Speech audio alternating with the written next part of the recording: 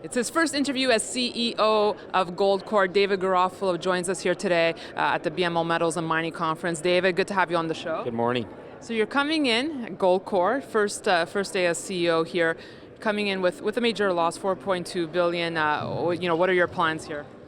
Well, right now we have actually a very solid foundation from which to build. We have a 3 million ounce business, low cost, low political risk. We have a bulletproof balance sheet from which we can finance growth opportunities internally. We don't need to go and raise capital, and we have a very robust pipeline of internal projects that will optimize the existing business. So I want to give you a chance to clarify, because I know you recently spoke saying how perhaps you were looking at expanding into Africa, but you said not quite so.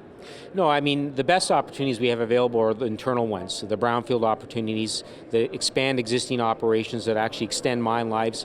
And when we look further afield, clearly as a senior company we need to look outside the Americas, but we would never dilute our low political risk profile. That's one of the endearing qualities, one of the catalysts that investors look for in Goldcorp stock. How about expanding into base metals? Is that a goal? No, not at all. I mean, our focus is on gold, on precious metals. Of course, if we found another Peñasquito type of deposit, which is polymetallic but has a majority precious metals, we'd be thrilled with that because that's a very low cost structure type of business. A lot of people concerned about the lack of exploration in the mining field. Is that something that you're aggressively eyeing in 2016? We have a $135 million exploration program that's focused around existing deposits, around existing complexes where we have the potential to positively impact mine plans in the short to medium term. So our focus will be very much on brownfield exploration. So it's a very substantial budget. And also we want to cultivate the next generation of projects, and we'll do that by funding juniors, putting some toehold investments into juniors. So it's your first official day on the job here. What are some of the first key issues you want to tackle here? Well, I think it's about reorienting the business for the next phase that we're in. We've just exited a massive construction program, construction of two large mines, Cerro Negro in Argentina, Eleonora in northwestern Quebec.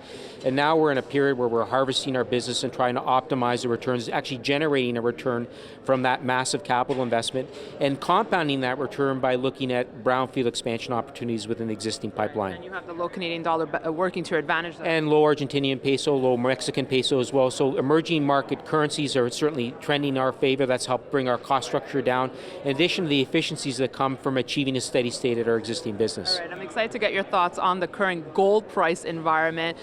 We're up about 18% here from the start of the year. How do you see gold prices set up? What's really surprised me is back in December when I was hired, the Fed was just talking about their first tightening. Right. And so the expectation is we would actually have some significant headwinds going into 2016 with the prospect of 4 or 5 tightenings over the course of the next year from the Fed. Well, the Fed, and I've never seen this in my entire career, has done a complete 180 in 2 months.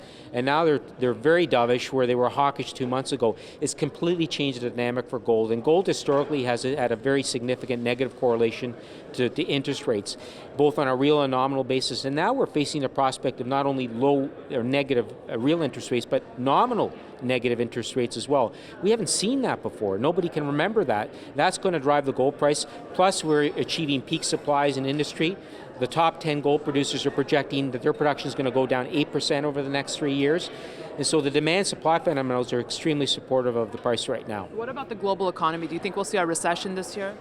Well, I think we're going to see slow growth, particularly in an industrialized world. I think we're going to see at best 1% to 2% growth across the Western world.